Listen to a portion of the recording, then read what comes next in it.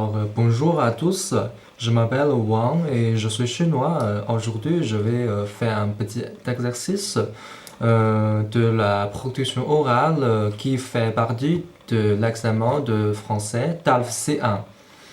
Alors, cet exercice, c'est la consigne. C'est d'abord, on va lire un corpus des documents qui est composé par trois articles. Et après, on va faire un petit exposé durant environ 15 minutes en ajoutant des opinions personnelles et faire un résumé de ces documents-là. Alors, le sujet d'aujourd'hui, c'est la publicité. Alors, on va commencer maintenant. D'ailleurs, je fais cette vidéo pour partager avec vous, les amis, qui préparent aussi l'examen de français. Et aussi, je voudrais que les amis français ou bien les amis francophones puissent m'aider à à me donner des conseils sur mon exposé ou plus généralement mon production orale en français. Donc, merci beaucoup, merci beaucoup. Alors, on va commencer. Ces documents ont discuté un même sujet, la publicité. Dans le premier document, en fait, c'est un essai extrait d'un site internet qui s'appelle Antipub. Et le deuxième et le troisième document sont des articles publiés sur le site internet du journal Le Monde et publiés en 2006. Alors, comme on a déjà parlé, le sujet c'est la publicité d'aujourd'hui dans le monde. Certes, il y a des avantages de la publicité. Parfois, c'est très pratique pour nous dans la vie quotidienne et en même temps, il faut se poser des questions. Il y a quand même des problèmes quand il s'agit de la publicité. Alors, je vais présenter tout simplement brièvement le plan de mon petit exposé. Alors, premièrement, on va parler de profiter les avantages que la publicité nous a apportés. Et deuxièmement, on va parler des problèmes qui est posé par la publicité qui existe partout dans le monde. Alors, on va commencer par la première partie, les avantages de la publicité. Alors, on sait que puisque la publicité a déjà existé depuis très très longtemps et partout dans le monde et dans notre vie quotidienne, donc il y a certainement quelques raisons pour lesquelles la publicité existe depuis si longtemps. Alors, donc c'est quoi les avantages de la publicité? Tout d'abord, je pense que quand on choisit un produit, on peut, selon les publicités, on peut très facilement comparer les différents produits proposés par différentes marques, différentes entreprises. Et on pourra qualifier les produits et faire nos achats selon nos besoins et comparer bien les caractéristiques de ces produits-là. Alors, je vais donner un exemple. Puisque je suis chinois, en Chine, il y a un grand site internet, une grande entreprise qui s'appelle Taobao, et presque la plupart des Chinois ont une expérience d'acheter des choses sur ce site internet. Alors, il y a tellement de publicité sur ce site internet. Alors, je pense que ça, franchement, c'est pratique pour nous parce que on va comparer très facilement sur le site internet les différents produits, ça c'est très pratique. Et un autre exemple, c'est il y a quelques jours, je prenais le métro et j'ai vu sur la porte du métro une publicité s'agissant de d'une laverie.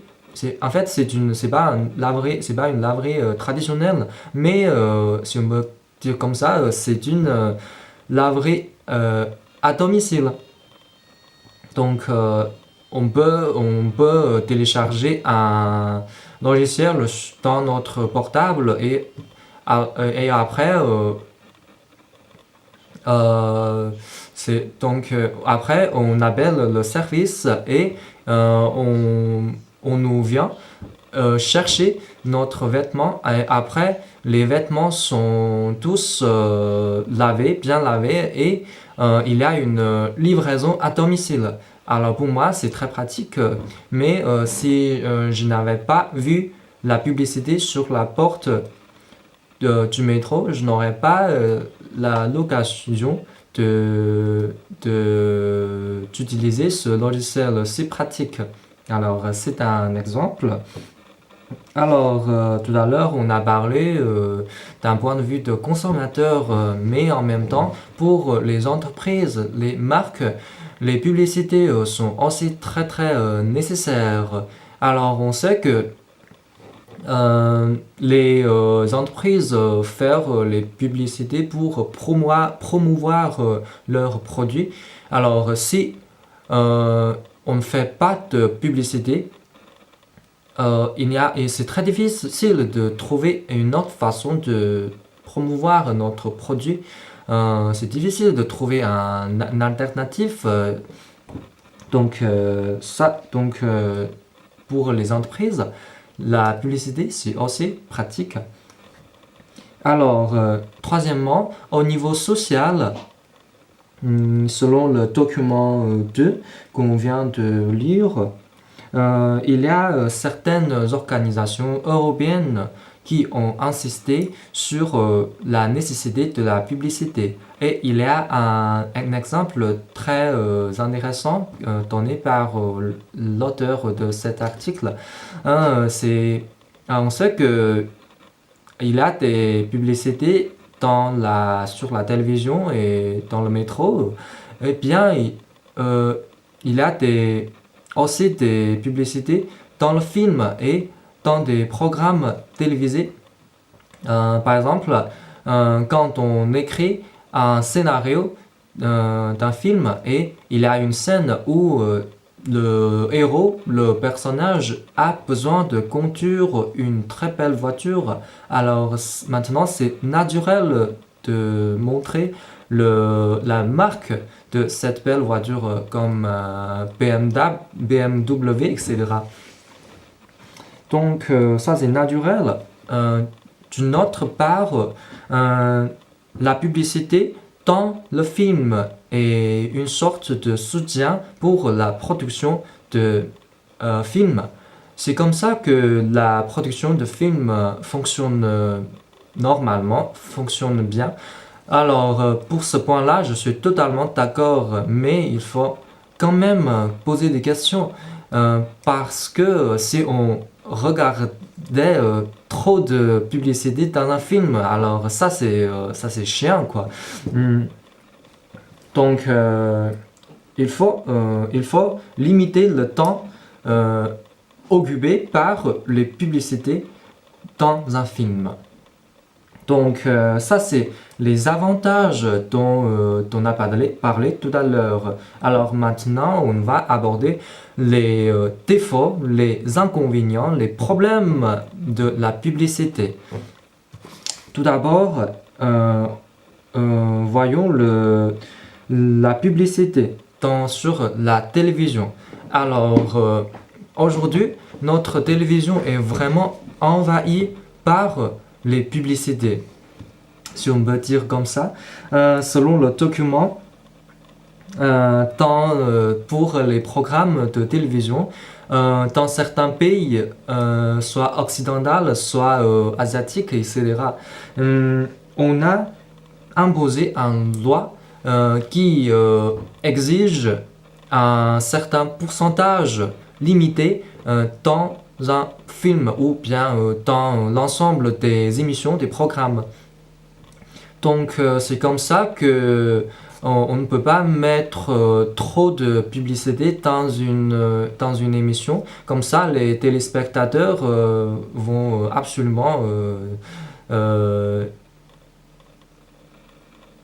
absolument contester, quoi. Et personnellement, je pense que cette loi proposée par des organisations, par les gouvernements, sont sont justes. Parce que en Chine, quand je regarde un feuilleton sur la télévision, j'ai l'impression que je vois autant de temps le feuilleton que les publicités. Ah, mais c'est vrai que j'exagère un peu, mais j'ai vraiment les publicités me donnent vraiment cette impression. Après, on va parler d'un autre problème causé par la publicité. C'est la vérité de ces publicités. Alors, quand on fait nos achats, on qualifie les produits selon les publicités. Alors, si les publicités nous a parlé des vérités, des choses vraies, alors ça va, c'est pratique les publicités.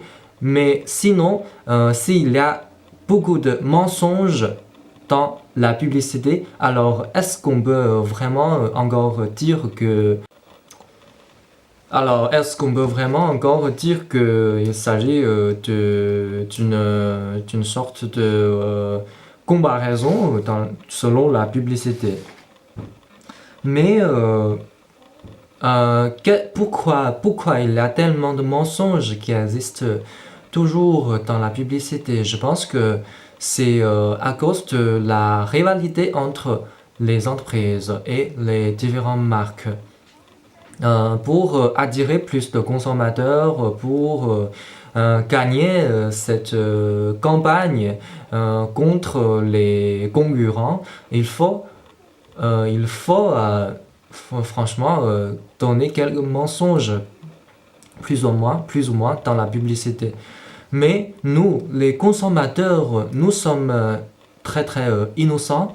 On veut savoir la vérité de ces produits, les vrais effets de ces produits. Donc, par exemple, on nous a promu un produit de podé. Alors, par exemple, on pourra inviter quelques témoins. 能不能打开？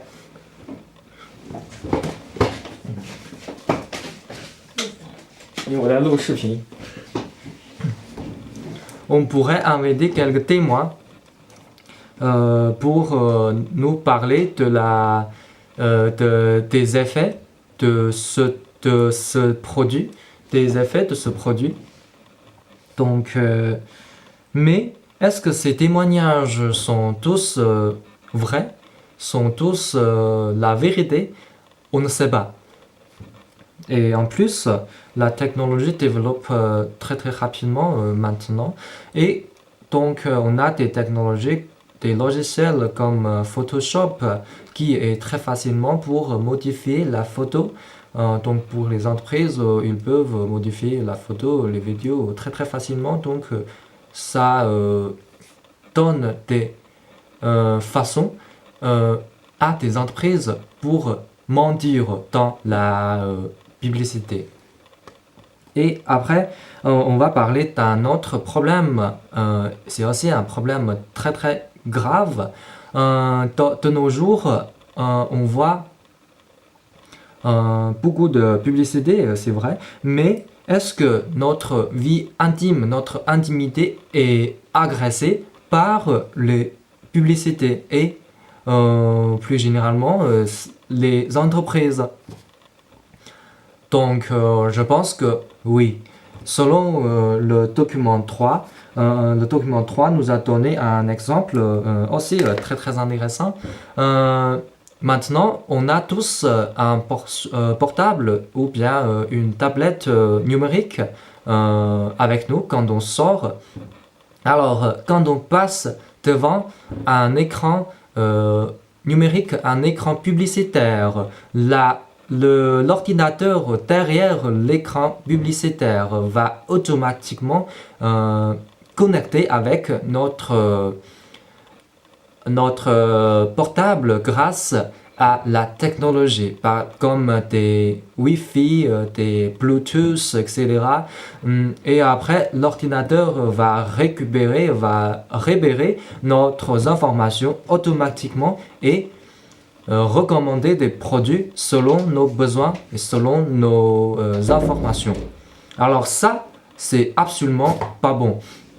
Parce que d'un côté, c'est un service pratique, franchement, parce que on n'a pas besoin de chercher partout ce qu'on veut. Mais les publicités nous recommandent automatiquement, mais d'un autre côté, est-ce qu'on a vraiment, est-ce qu'on a encore le secret? Je pense que non. Notre intimité est vraiment agressée, envahie par les publicités. Alors, je vais donner un exemple. Encore un exemple s'agissant du site internet Taobao. Sur le site internet Taobao, si je cherche les informations sur un produit, par exemple, je cherche des informations de caméra parce que je voudrais acheter une nouvelle caméra. Et une fois, j'ai cherché ces informations et après, des tas d'informations sur les caméras me viennent et aussi des accessoires comme le sac de caméra, etc. Me viennent automatiquement. C'est-à-dire le système de ce site internet a analysé mes informations. Ce que j'ai cherché, ce que je voulais est totalement su par les entreprises, le site internet, le système. Donc, comme ça, j'ai l'impression que j'ai vraiment pas de secret. J'ai vraiment l'impression que, j'allais dire, c'est notre vie, notre secret, notre intimité est agressée par la publicité. Alors, selon le document, on a mené une enquête en France et selon les résultats, les Français d'aujourd'hui, il y a 40% de Français sont un peu plus ou moins publiphobes, c'est-à-dire on a peur de la publicité. Et tandis que seulement peu de Français ont tendance à apprécier les publicités. Donc ça c'est les problèmes et les désavantages dont on vient de parler tout à l'heure. Et finalement, je vais faire une petite conclusion. Bref, malgré les avantages de la publicité dans notre vie quotidienne, c'est pratique franchement, mais est-ce que les publicités sont vraiment si indispensables dans notre vie? Il faut poser quand même des questions. Par exemple, on a des questions sur la vérité des publicités et l'agression de la publicité. Et en même temps, la publicité occupe trop de temps dans des émissions, dans la télévision. Alors, il faut absolument poser des questions. Donc, voilà, ça c'est ce petit exposé. Merci.